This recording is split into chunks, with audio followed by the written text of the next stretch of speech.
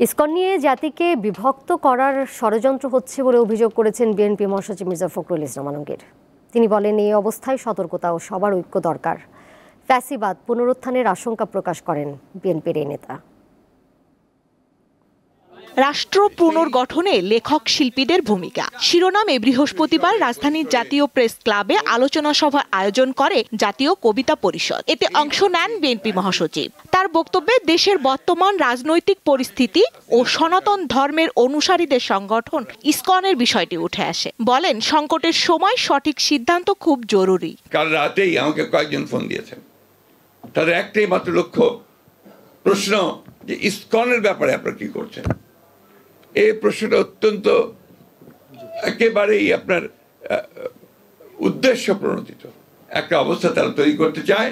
সেই অবস্থা নিয়ে প্রথমবার ফেল করেছে, এখন আবার নতুন করে আবার সেই অবস্থা তৈরি করতে চায়। এইটা আমাদেরকে সজাগ থাকতে হবে। ফ্যাসিবাদ পরাজিত হয়েছে, ফ্যাসিবাদ যে কোনো সময় আবার ফিরে আসতে পারে, কারণ আমরা সেই রাস্তা যেন তৈরি করে না দিই। আজকে আমরা দুর্ভাগ্যজনকভাবে এমন কতগুলো কাজ করছি যে কাজগুলোর মধ্য দিয়ে কিন্তু ফ্যাসিবাদের ফিরে আসার সম্ভাবনা অনেক বেড়ে গেছে। পরে ঢাকার একটি হোটেলে সংবাদপত্রের মালিকদের সংগঠন news paper owners association of Bangladesh NOAB সদস্যদের সাথে মতবিনিময় করেন বিএনপি মহাসচিব। তিনি অভিযোগ করেন, দেশকে নিয়ে ষড়যন্ত্র হচ্ছে। আজকে কিছু মানুষ তারা জাতিকে বিভ্রান্ত করার চেষ্টা করছেন।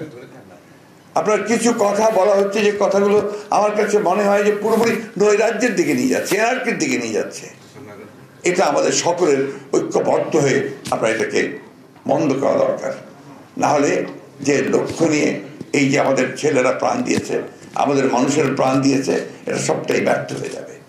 যে কোনো মূল্যে গণমাধ্যম ও জনগণের বাক স্বাধীনতা নিশ্চিতের ওপর গুরুত্ব আরোপ করেন মির্জা ফখরুল ইসলাম আলমগীর। সংবাদপত্রের স্বাধীনতা, মানুষের স্বাধীনতা, ভোটের স্বাধীনতা, জনগণের স্বাধীনতা রক্ষা করার জন্য আমরা সর্বাত্মক প্রচেষ্টা চালাবো।